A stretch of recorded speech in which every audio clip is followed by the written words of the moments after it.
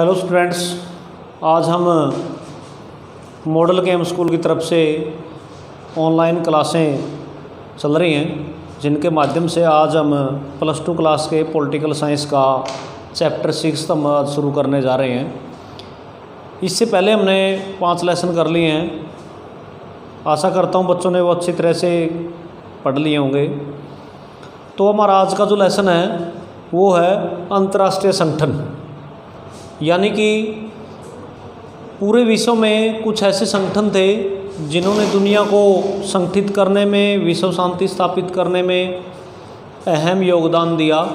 अगर हम जिक्र करें भारत की आज़ादी से पहले का, या कह सकते हैं हम प्रथम विश्व युद्ध, द्वितीय विश्व युद्ध के दौरान दुनिया की जो जान माल का नुकसान हुआ, उसके बाद प्रथम विश्व युद्ध 1914 से 18, यानी कि इस दौरान पूरी दुनिया ने 2 गुटों में बटा हुआ था और इन गुटों के कारण अनेक छोटे छोटे देशों को गुलाम बनाकर अपने गुट में शामिल करना, मजबूरीवश उनका अपना साथ देने के लिए अपनी ओर मिलाना। तो बहुत ज़्यादा मात्रा में छोटे छोटे देश जो है बड़े देशों के, अमीर देशों के गुलाम थे। उदाहरण के लिए भारत भी एक है जिसमें से। तो उसके बाद दूसरा विश्व युद्ध हुआ 1939 से 1945। इस दौरान भी वही पूरी दुनिया 2 गुटों में बटी हुई थी। अपने अपने गुट को ज़्यादा मजबूत करने के लिए छोटे छोटे देशों को अपनी ओर मिलाकर अपनी शक्ति को और ज़्यादा मजबूत करना, दूसरे गुट को जो है निरंतर कमज़ोर करना। लगातार कह सकते हैं कि इस विश्व युद्ध में भी, दूसरे विश्व युद्ध में भी पूरी दुनिया को जान माल का नुकसान हुआ। इसके बाद शीत युद्ध का दौर आया। शीत युद्ध का दौर हमने फर्स्ट लेसन शुरू किया था, शीत युद्ध का दौर। उस दौरान भी हम कह सकते हैं कि पूरी दुनिया में जो अनेक हलचलें पैदा हुई। इसके बाद शीत युद्ध के बाद गुट निरपेक्षता आंदोलन,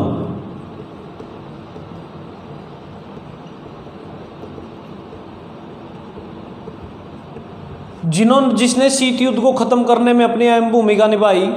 इस गुट निरपेक्षता आंदोलन में ऐसे देश शामिल थे जो 19वीं और 20वीं शताब्दी में जिनको आज़ादी मिली, और उन्होंने अपने आप को दोनों गुटों से, धुरी शक्ति और मित्र राष्ट्र, पूरी दुनिया इन 2 गुटों में बटी हुई थी। इन दोनों गुटों से अलग होकर गुट निरपेक्ष आंदोलन चला, जिसमें भारत इसका प्रमुख सदस्य था। भारत ने इसको क्या किया, कह सकते हैं कि गुट निरपेक्षता आंदोलन का जन्मदाता माना जाता है। इसके बाद पूरे विश्व में गुट निरपेक्षता आंदोलन के माध्यम से शांति स्थापित की गई। अनेक प्रकार के अंतर्राष्ट्रीय आंदोलनों का उदय हुआ, अंतर्राष्ट्रीय संगठनों का उदय हुआ। उदाहरण के लिए जैसे हमने संयुक्त राष्ट्र संघ है,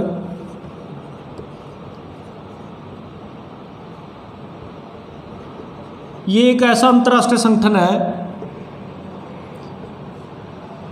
1945 में जिनका कह सकते हैं संगठित किया गया। इसका मुख्य उद्देश्य था जो 2 गुटों में बटा हुआ पूरा विश्व है, या कह सकते हैं उसको नज़रअंदाज करके पूरी दुनिया को एक शांति स्थापित करना।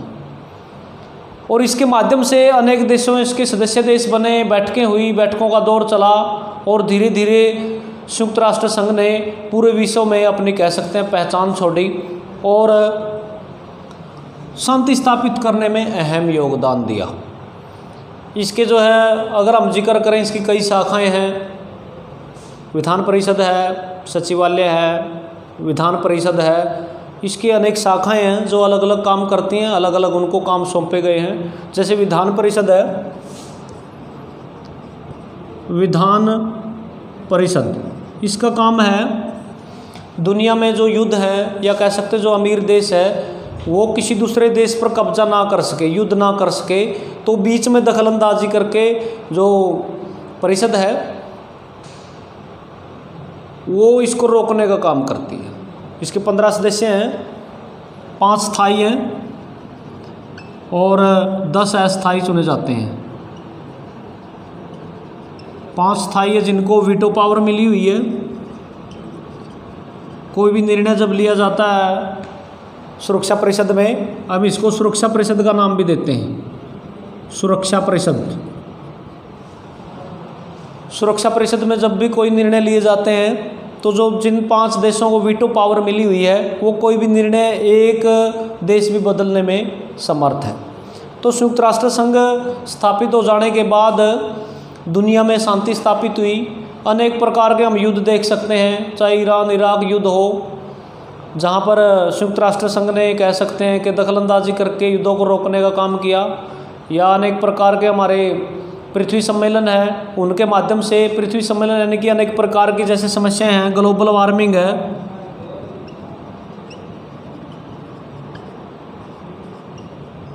ग्लोबल वार्मिंग इसका हम पहले भी जिक्र कर चुके हैं। ग्लोबल वार्मिंग जो आज बढ़ता हुआ तापमान है, यानी कि आज हम देखते हैं कि वातावरण में जहरीली गैसें जो पहुंच चुकी है, जिसके कारण अनेक पशु पक्षी मनुष्य पर भी इसके हानिकारक प्रभाव पड़े हैं। लगातार बढ़ता हुआ तापमान, तो अंतर्राष्ट्रीय पृथ्वी सम्मेलन हुए, अनेक बार बैठकें हुई ग्लोबल वार्मिंग को कंट्रोल करने के लिए। तो ये सारी चीज़ें कहाँ संगठित की गई? संयुक्त राष्ट्र संघ के माध्यम से। जो सदस्य देश थे उन्होंने अपनी अनेक समस्याओं को उठाया। इसके बाद आते हैं हमारा विश्व व्यापार संगठन। आज हम जो हमारे अंतर्राष्ट्रीय संगठन है उनका जिक्र करेंगे, जैसे विश्व व्यापार संगठन,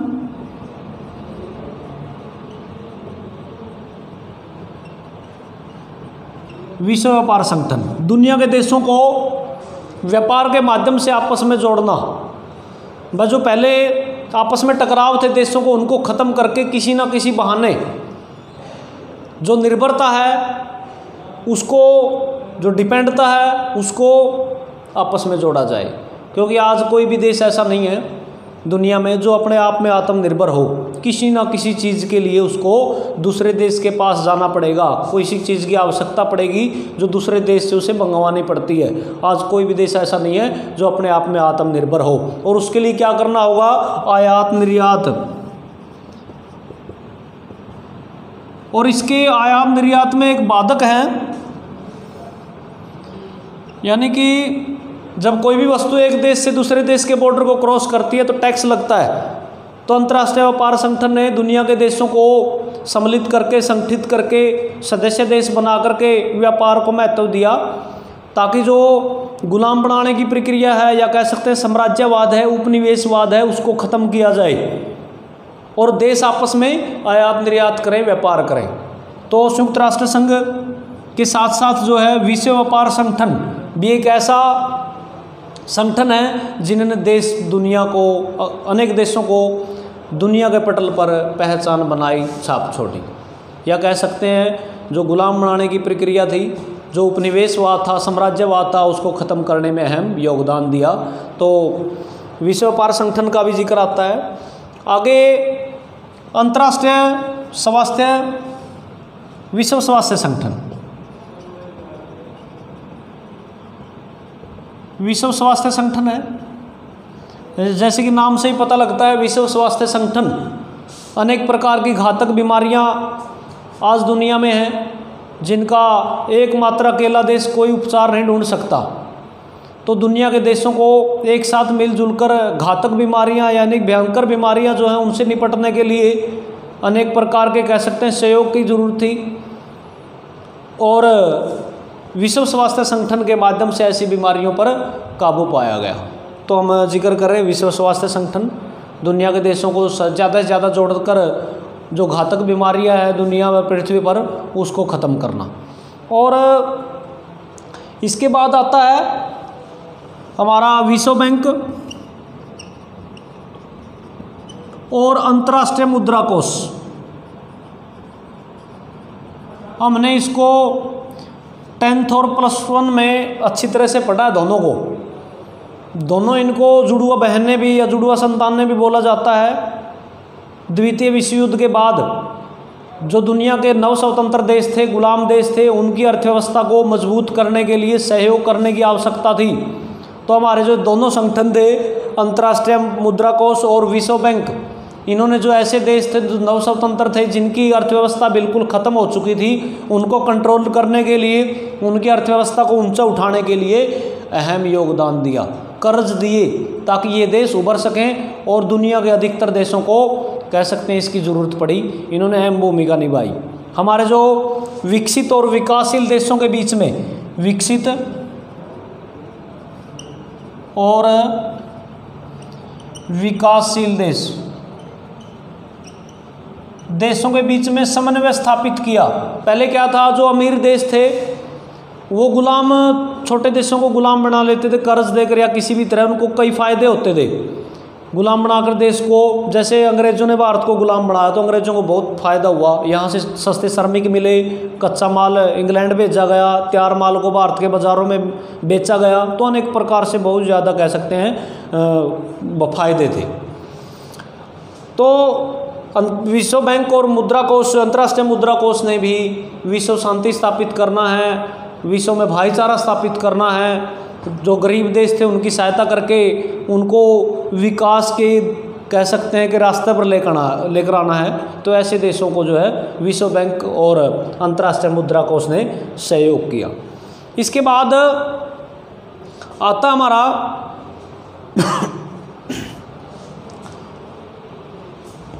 आगे है अंतर्राष्ट्रीय श्रम संगठन।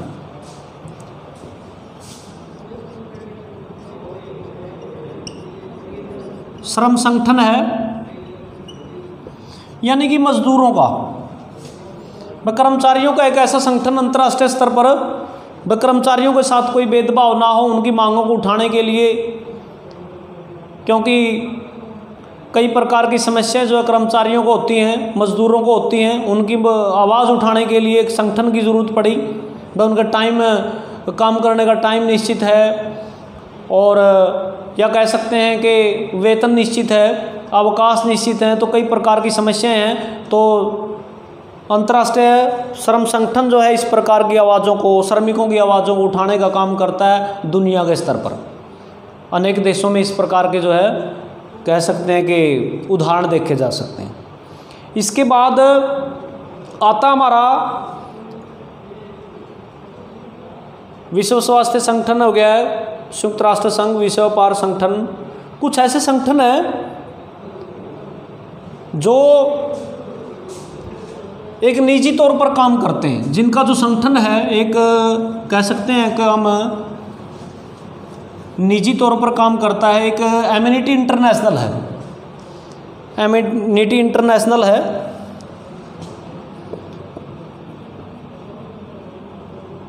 Amnesty international.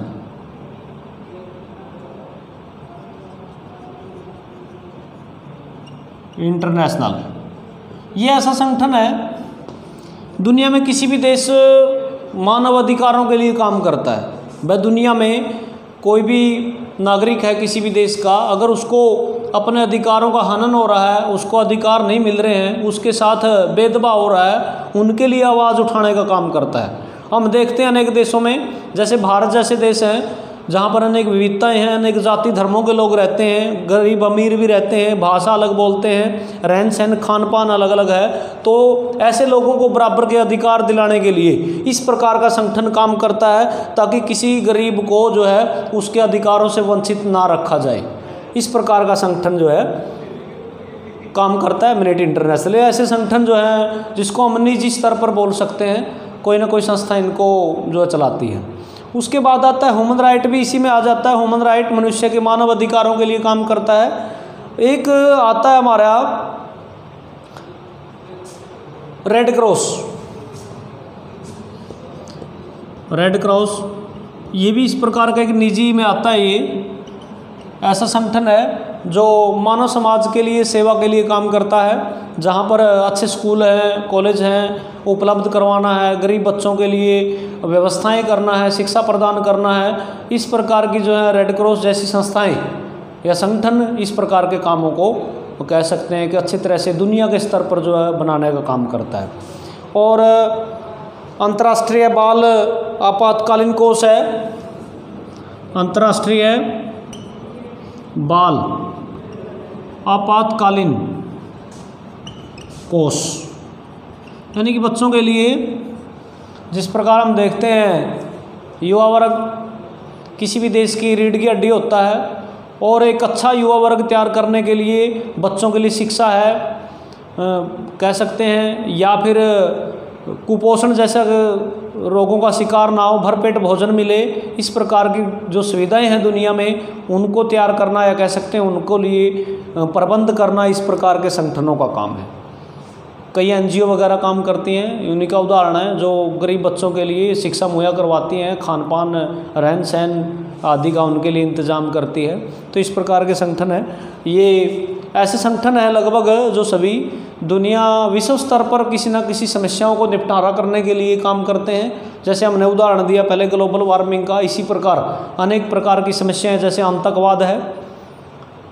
आतंकवाद भी एक कह सकते हैं कि भविष्य के लिए बहुत ही खतरनाक समस्या है। धीरे धीरे इस पर कंट्रोल किया जा रहा है, दुनिया के अनेक देश इसको रोकने का जो कह सकते हैं प्रयत्न कर रहे हैं, और अनेक प्रकार की ऐसी समस्याएं जिनको विश्व स्तर पर कम किया जा सकता है, जिनको रोका जा सकता है। तो आज का हमारा लेसन यही था, अंतर्राष्ट्रीय संगठन जो दुनिया में अनेक देशों को जोड़ करके, ताकि दोबारा किसी गरीब देश को गुलाम ना बनाया जा सके, और उसके सहयोग के लिए, उसमें शांति स्थापित करने के लिए, युद्धों को रोकने के लिए, हथियार जो घातक हथियार हैं, निशस्त्रीकरण की नीतियाँ चली, निशस्त्रीकरण यानी कि जो घातक हथियार हैं, परमाणु बम वगैरह है, उनको रोकना।